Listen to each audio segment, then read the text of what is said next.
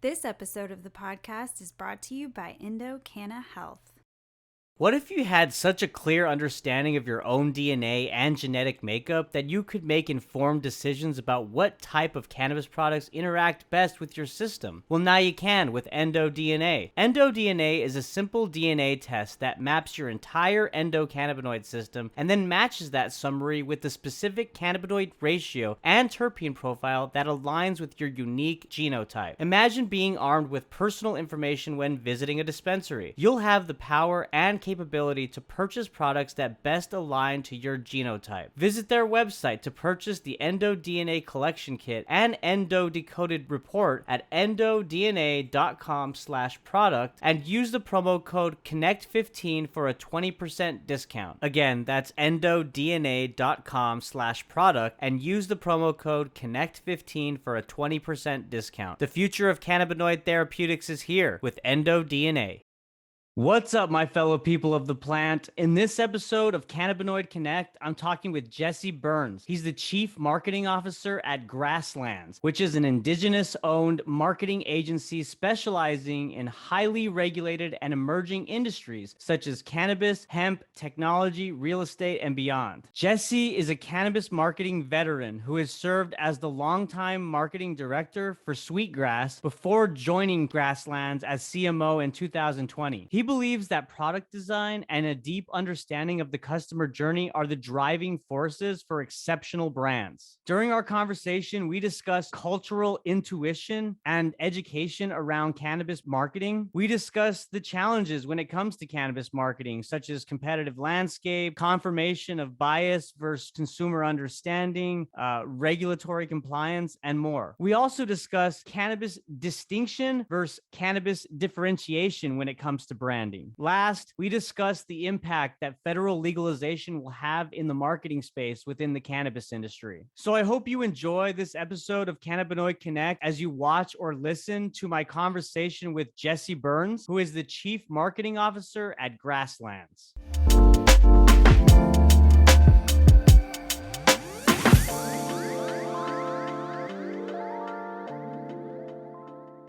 Jesse Burns, what is going on, man?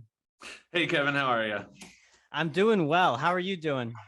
Super well. Another beautiful fall/summer day here in Denver. Totally. Yes. Hey, before we start, I got to tell you, you have such a perfect last name for the industry in which you work in. Jesse Burns. It works, Yeah, man.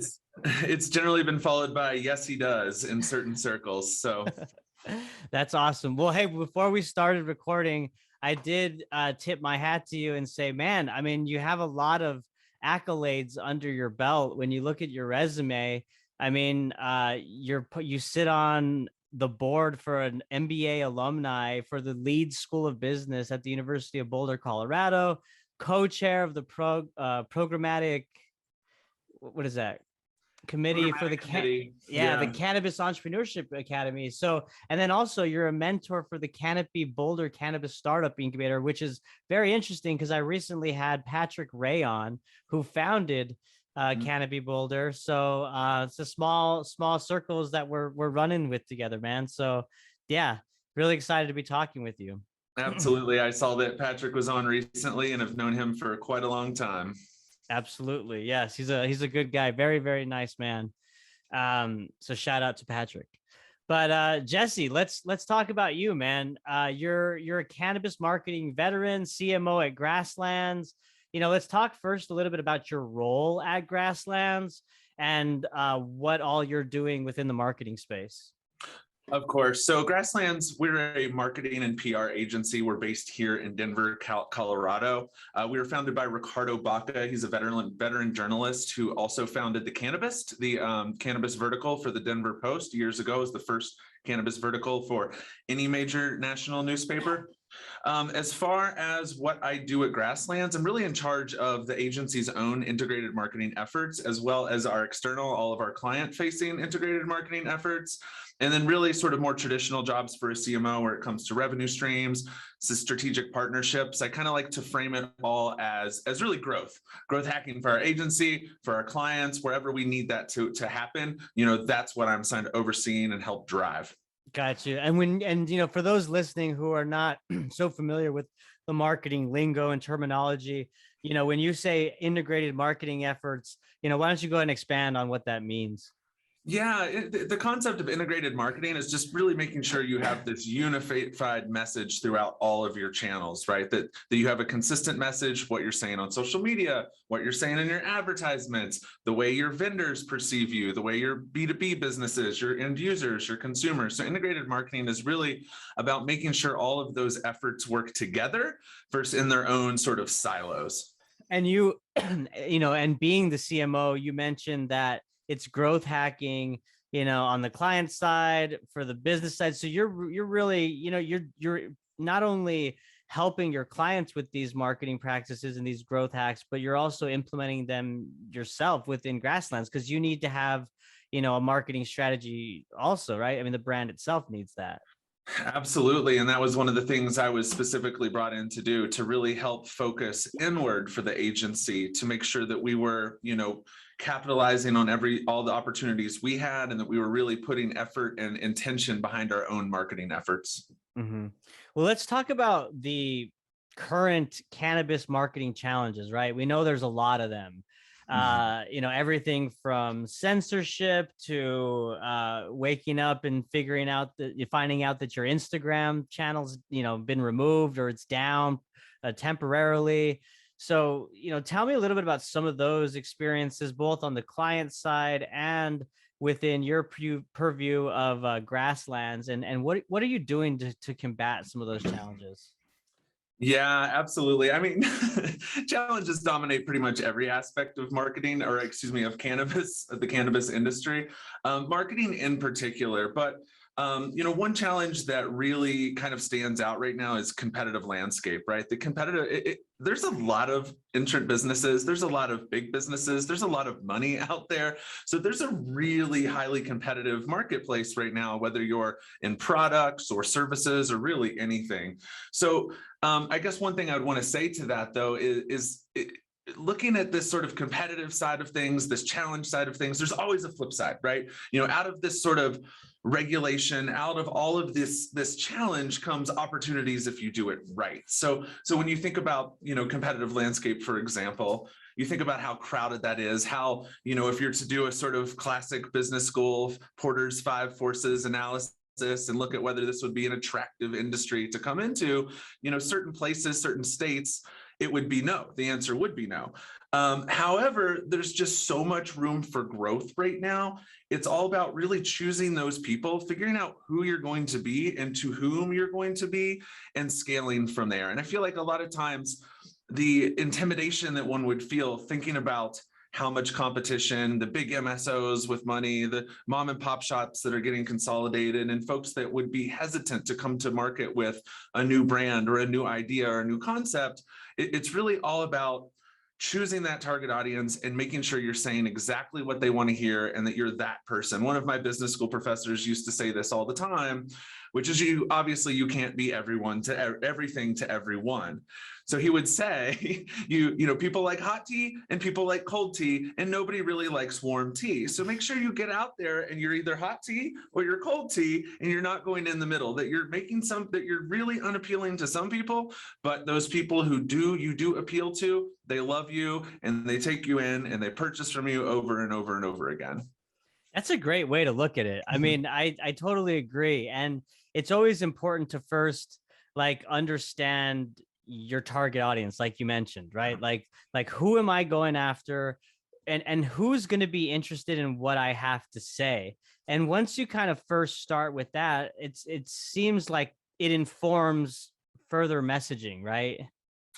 Yeah, absolutely. And so often, we talk to brands all the time, and people we want to appeal to everyone. We want soccer moms, we want stoner types, that sort of archetype or whatever.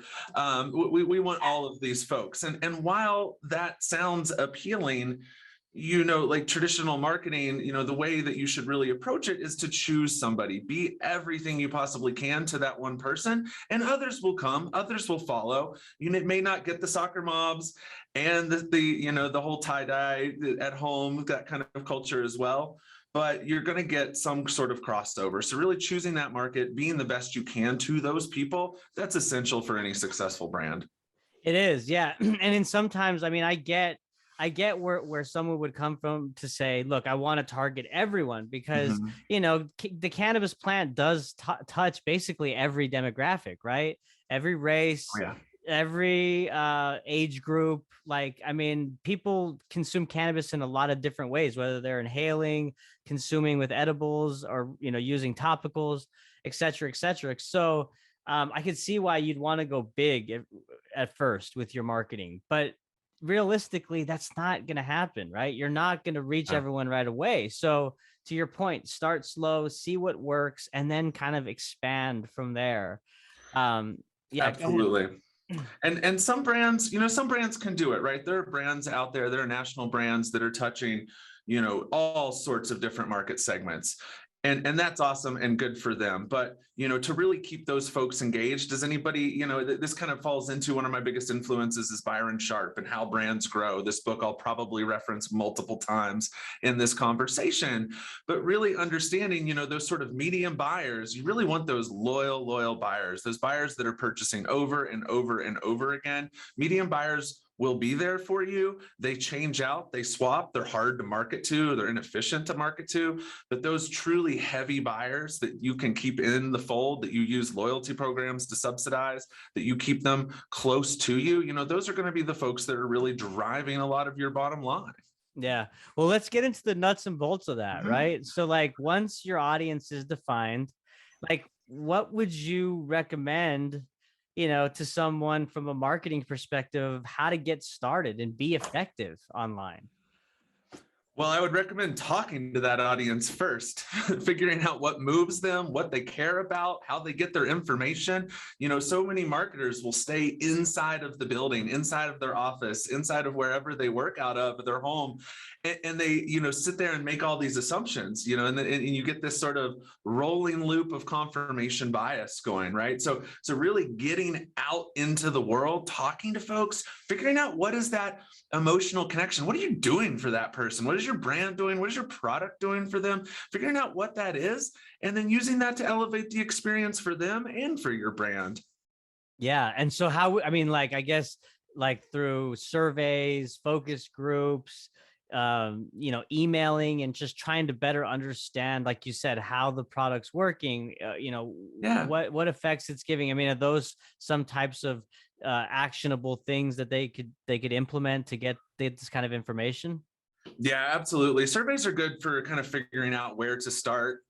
Focus groups are here and there. There's always that sort of conundrum of one person taking over the group and trying to run everybody else over and that sort of thing. I like one-on-one interviews the best, and it doesn't have to be absolute random folks. Find, an employee's friend or, your mom's friend. That's a really great segment to interview for cannabis. Everyone's trying to get the soccer moms and the baby boomers and that sort of thing. But reach out and talk to people. And while one-on-one interviews are incredibly important, you can also do like a little lurk and listening, kind of post-COVID era when you hang out behind. I've done it many times when I was working for Sweetgrass, hanging out behind the counter, just listening to bud tenders talk, listening to the questions people come to them with, and listening how that bud tender pairs that product or that whatever that certain strain or how they pair that with the questions that folks ask. So there's lots of different techniques, but the lurk and listen and the one-on-ones are my preferred methods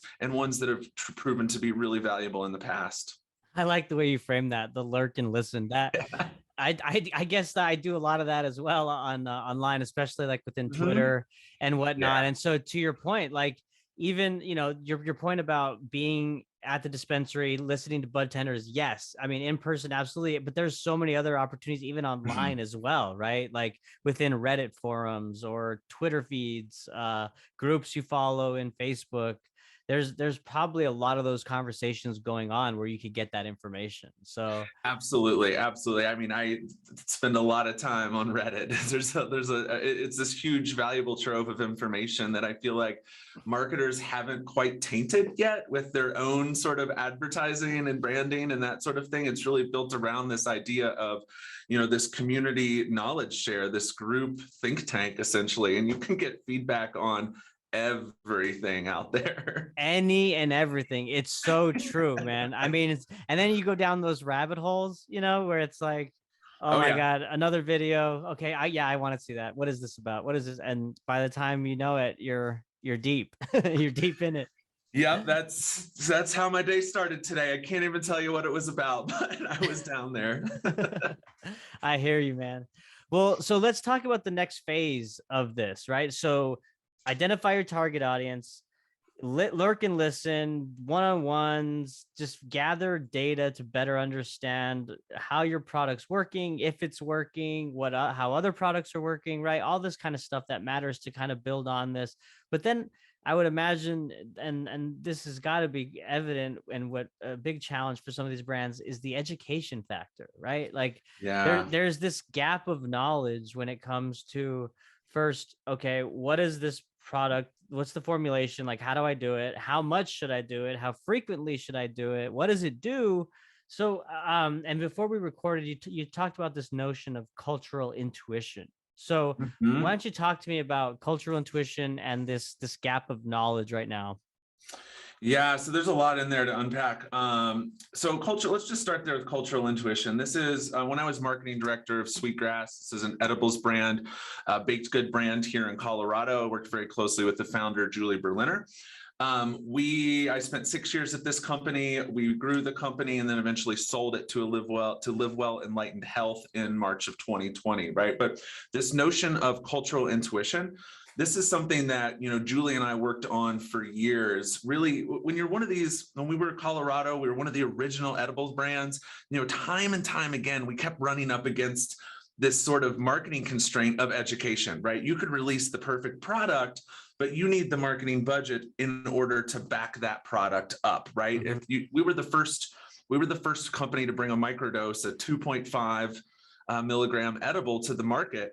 And having the budget to educate the market, and especially to educate the channel, to educate the bud tenders on who this was for, why this was a product, when at the time, everyone was going, 10 milligrams or nothing, more potency. We would do 500 milligram products, 1,000 milligram products on the medical side, and everything was just this race to the highest you could possibly get. And when we came out with that product, this sort of, general understanding of what that meant didn't exist. So it was really hard product to push. Fortunately, Kiva came out a few months later, a few others start to come, and now 2.5 is really a thing, Mm-hmm. So cultural intuition, it's really about, the ability for consumers and new consumers to immediately recognize and understand something, right? They don't have to consciously reason what this is, what cannabis is, the different form factors of cannabis, the ways to consume cannabis, the dosage, the timing, all of this.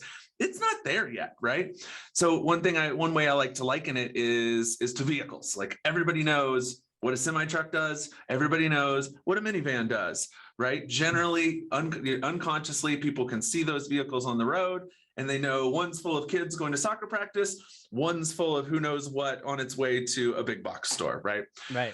But with cannabis, folks don't get that yet. Now, some do. Colorado does, Oregon, California, the more mature markets, people get that. But the general population doesn't quite understand what a 2.5 milligram edible does and what a gram of shatter does, right? It just Right. doesn't exist. Whereas it's that semi truck and that minivan at that point. So really getting to that place, through education is essential. So companies need to do a few different things. Yes, we need to, advertise education. We need to, let folks know, whether it's in store collateral or website content or our advertising itself. That's an incredibly important way to cultivate and to build your own market. But we also need to build that education into our products, into our packaging. We need to link things that are, familiar and, nostalgic and things that people can understand. That's what we tried to do with our buttermilk product, that 2.5 milligram edible years ago. We named them flavors and flavored them like cocktails, trying to make this sort of bridge between, for many people, this is not a health claim, by the way, but Right. for many people, 2.5 milligrams of cannabis feels like a cannabis equivalent to one glass of wine or one beer. So we named them Moscow Mule, and we named them, what else did we name it? It's been so many years. Mojito, things like that. We did a White Russian one. So trying to build that education into the product itself. And a lot of brands are trying to do that. They do that with feelings, whether they're marketing around strain types and hybrid sativa, indica, that type of thing. They'll do sort of mood-based or feeling-based. And folks are trying it, which is good. And all of this, it's really our responsibility too, to make our own market, to build this education, naturally into that, so that we do build this sort of general cultural intuition around cannabis. And really, it's a safety thing, but it's also a market thing. Yeah. Well, you bring up a couple of really good points. And well, the first is that I totally agree that there's like, in my own way of putting it, I guess, like this standard common knowledge of like how we explain, right, and how we educate, this cultural intuition, as you put it, right? Mm-hmm. So I think that is very important, and we're in a unique opportunity and position right now. The cannabis industry is, because it's so new. I just had a discussion with Nicole Upshaw, who's the head of HR at Jushi, and she's talking about how we can really revolutionize how traditionally other industries have done HR in the past with cannabis, because it's new. Same thing here, right? When it comes to cultural intuition and education. So that's really important. And I like how you guys are putting it very easily to understand for the common person, right? By relating it to whether it's alcohol drinks, kind of getting the same feel that way or what have you. Because when you start getting into the real science and you talk, about this and that, and you talk about cannabinoids and and it just can get overwhelming to people that are just kind of entering, right, and getting their feet wet. Yeah, So. I've always had this rule as a marketer, especially when I was doing tons of product design. I ran the product design program at Sweetgrass, released like 60 SKUs or something in the 6 years I was there. And we would always come back to, you can only change one thing, right? So, okay, our primary product was a chocolate chip cookie. This cookie has cannabis in it, right? So that's the one thing we changed from a no cannabis cookie to a cannabis cookie. But if you try to change like multiple things, right? You change like an interesting form factor, or some other type of thing where you're changing, the look and feel or the color or anything like that. Then you have 2 steps of education, right? And so this kind of informs really what we do here at Grasslands as well when we're working on messaging and helping our clients with their own marketing. Let's change just one thing. Let's make there one foreign thing and a bunch of familiar things around that, and you're going to get a better adoption from that target audience. If that target audience is this sort of, I think we've been speaking in the last few minutes on this assumption that we're talking about kind of curious and really growing that pie, growing the pie of cannabis consumers versus those, long, steady, true cannabis consumers, been doing it for years, get it all on the forefront of every type of new extraction that's happening out there. We're talking more about that curious, those folks who we need to educate and bring into the fold. Yeah, I like that slow roll approach. I mean, it's not too intense coming in, right? Because there's so much to learn with this industry about the plant, its effects, its benefits, its adverse effects, right? I mean, all the above. Yeah. Um, We're selling it when it comes down to it. It's a mind-altering substance. We need to take that seriously. Yeah, totally. No, absolutely. I want to touch on an interesting thing that comes to my mind, and that is you touched on how you were seeing brands really move toward the mood-based kind of marketing approach, right? This product makes you feel this certain way. I'm totally seeing that on the cannabis side. And what I'm also seeing as a trend within the CBD side is like the wellness factor, right? The health and wellness kind of messaging. Are you seeing that as well? Yeah, I mean, everyone's dancing around the FDA right now, making sure they're not saying any claims. So that's, and I'll be perfectly honest, the claims based, I am not a lawyer. I do not have a crazy knowledge of where that starts and where that stops. We try to play it really safe and advise our clients to stay way on the safe side of that. But wellness is a huge, I would call it an entry point for cannabis, right? For people, because there's this, everyone knows the story of Charlotte Figge. Everyone knows Charlotte's Web. Everyone knows that medical came first, and medical came first because of things like glaucomas and seizures and different things like that. Granted, the U.S. government has had a lockdown on research for years and years, but now that cannabis is coming out and it's sort of generally understood that there's a wellness piece to it, as in addition to a recreational adult use piece. That's a really great entry point for a lot of brands, right? So CBD brands are using that, THC brands are using that. All different brands are, without making claims, moving in that direction, bringing people to the product, to the industry, to the market with that approach. Right. Yeah, and you're right. I mean, they are dancing around the FDA because the FDA really hasn't, basically categorized CBD products as a dietary supplement, right? Mm-hmm. So we're just kind of wandering around. Anybody who's putting out false claims or any type of health claim is getting shut down. We know that, right? Especially during COVID when people were saying, of course, and they should be. Yeah, no, totally. I agree. Yeah, until we fully know, we still have a lot to learn with this plan, as we talked about earlier. Well, getting back to the phases, right? The understanding your audience, then compiling data to inform your messaging. I would imagine messaging would also go hand in hand with cannabis branding, right? And how you're properly branding your products. So you want to touch on, some best practices when it comes to branding in cannabis? Yeah, when we like, there's the initial research phase that we just discussed, different techniques, surveys, lurk and listen, all that type of stuff. Really what all that is to build out, some agencies would use a more traditional brand pyramid. We like to use something a little bit different, but really the whole point is to tease out, what are those core brand equities that your consumers are actually connecting with, right? Emotionally, intelligently, functionally, what is this brand doing for them? And then really creating a playbook from those things where we understand, what are the benefits to that end user? How is this positioned? What are the reasons to believe all of this? Really, where's that strategic alignment between all of these different bits of information? And then let's grab a piece of that. We can occupy some white space with, something that is different, but not too different. Doesn't have to be too different. This is another Byron Sharp piece, making sure that it's distinct, right? So really creating a playbook from that. We call it a messaging Kickstarter here at Grasslands, but we create that brand playbook that basically says who you are, to whom, to what people. This is the space you're going to occupy, and this is going to be that sort of unified, resounding message throughout the entire business.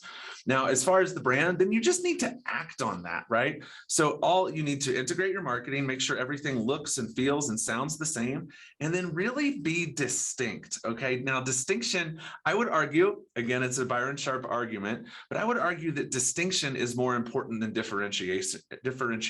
And you go to business school and they just pound, differentiation this, differentiation that.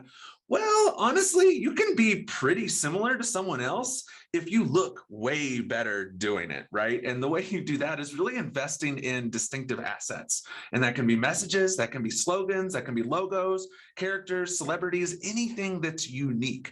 And you really want to find this place, this sort of magic crossroads that is distinction. It's this crossroads of uniqueness and prevalence. So getting to that place where you are unique, you are prevalent, people understand you inherently, they see your logo, they see your slogan, they see your spokesperson, your celebrity, whatever that is, and they just know it's you and they get it, and that stays in their mind. And over time, it's truly proven that distinction is a better competitive advantage than differentiation in the long run. So, wow. So first off, that's the first time I've heard that. And I think that really does make a lot of sense within the cannabis industry specifically, because a couple of things, right? The product itself is derived from a plant, right? So it's really, I mean, of course you can differentiate by strain and growing practices, indoor versus, greenhouse versus outdoor, all that kind of stuff plays a factor. But if you're going against all indoor, right, it's really kind of hard to differentiate from the fact that it's cannabis flower, right, or a pre-roll. So I like the distinction factor because really, like you said, if you look better, if you operate more efficiently and you're more consistent with messaging, you're going to be more prevalent. But then here's where I get hung up is prevalent and unique. So isn't unique different? Isn't that a differentiator? There's the trick inside. Uniqueness, though. Uniqueness doesn't necessarily, it is a differentiator, but it's differentiator in that sort of distinctive assets, right? That sort of look and feel. Let's kind of move it to there, like the message around it. Like the product itself can be similar, but no one can ever position on the best, right? The best or high quality. Everybody's like, we have the best, we have the highest quality, we have this, we have that. Well, who cares, right? Everybody has that. But this brand over here, they have all those same things. They just look really good. And it's a unique look and feel. It's a unique message. It's a unique slogan, a unique character. And as that becomes more and more prevalent, you start to enter this world of distinction. And that's where you can really, really have a lasting impact in a consumer's mind. Okay, so yes, I totally get where you're coming from now. When you talk about uniqueness from the look and feel and the design of the brand. And so I think that plays, man. I think that makes a lot of sense. Like I said, again, specifically for the cannabis industry, because we're seeing so many different brands emerge, right? Whether it's cannabis, CBD, but like ultimately they're doing the same thing. Again, I'm saying the growing best practices, organic versus non-organic, all that stuff. Yes, that plays a part and that should be considered. But at the end of the day, distinction makes sense. Yeah. I mean, yeah. And that's what drove us at Sweetgrass. We had one absolute message when I was brand side there, and it was Cannabutter, Cannabutter, Cannabutter. And we had logos and we had trademarks around Cannabutter, and that powered the products, everything we did. And that was the first thing anyone ever thought when they saw our brand or even heard that word. It was always Cannabutter, Cannabutter, Cannabutter. And we created as much distinction around that as we could. We put it everywhere we possibly could. And but other brands were making cookies with Cannabutter, right? It's cannabis cookies. Flavor of cookies is one thing. And yes, the cookies were great. But really focusing in on that distinction and understanding that that's where you're going to start separating you're separating yourself from the pack, rising above that noise is just looking good and being incredibly disciplined in that distinction to make sure you completely commit to it and you run with it and you make it everything for your brand. Totally. Are there any brands that like come to mind for you that really have that distinction factor? Yeah, I'm going to stay out of cannabis brands just because we work with a lot of them. But one I wrote down, which I absolutely love, is Liquid Death, the canned water company. If you haven't seen this, it's incredible. Their logo is great. It's a heavy metal themed canned water. And it's spring water, right? But it's fantastic. And they have leaned in so hard to this heavy metal positioning. They do a website, a microsite that's, it'll do a random name generator that's a heavy metal name for your baby. And they have all these incredible ads. And it's a can of water, right? Like what is more distinct than a heavy metal can of water called Death, right? That's something that there's sort of that irony built in it too. And I absolutely love that brand. I think everything they do is gold. Go check them out after this. They have some great commercials, some great microsites, some really great digital activations out there. But just the distinction around that, like, I don't know if there could ever even be, I don't even know if there is another canned water company because these guys have just grabbed it and owned it. Yeah, you talk about the irony. That's so funny. It's canned water. It's water, and they're calling it death. Like water is the main like source of life, right? Of course, it's hilarious. Everything about the brand is good. Yeah, that's great. I'll have to check that out. Mm-hmm. Thanks for sharing that. Of course. But some other distinct brands. I mean, you guys know Nike, you know Red Bull. I mean, that's true distinction, right? That Swoosh. I mean, that Swoosh turned the business around. They were a nothing player to Adidas and to Reebok back in the day. And just having in Reebok, how many times has Reebok changed their logo, right? I think 12 times in the last 30 years. but having that one swoosh and they're committed to it time in and time out, that is the reason that brand has risen above Reebok. I mean, they were a small time player, but they had that discipline and commitment to distinction. Totally. Yep. So, well, Jesse, I mean, as we wrap up, I want to leave the floor to you. Is there anything that you want to touch on that we haven't discussed before we end here? I really, we hit most everything that I wanted to cover, and I really appreciate that. But I would just sort of kind of leave with this sort of action item for everyone, for any marketers listening, right? And it's something you said earlier about this gap of knowledge. And really, we have such a crazy, incredible opportunity here. While the education and the lack thereof, the lack of this cultural intuition right now can seem like a constraint, flipping all of that and sort of taking this innovation mindset with those constraints, with those regulations, with this gap in knowledge, using that to your advantage and taking the opportunity to really build that education into everything you're doing as a cannabis marketer and building your own market that way. If you are the one to educate them and the one to bring, you're going to lose some here, you're going to spend some money educating people on this, that, and the other, that other people will convert into customers, but really taking the opportunity to create the world that we want this to be, right? This sort of cannabis market, we have the opportunity to do that, to educate folks on the rights and the wrongs and how to do this and do this in a safe and fun and responsible way. And don't underestimate the amount of, power that is, and use it wisely and use it for a good thing for your brand and for the industry and for the end user as well. So I'd implore that to all.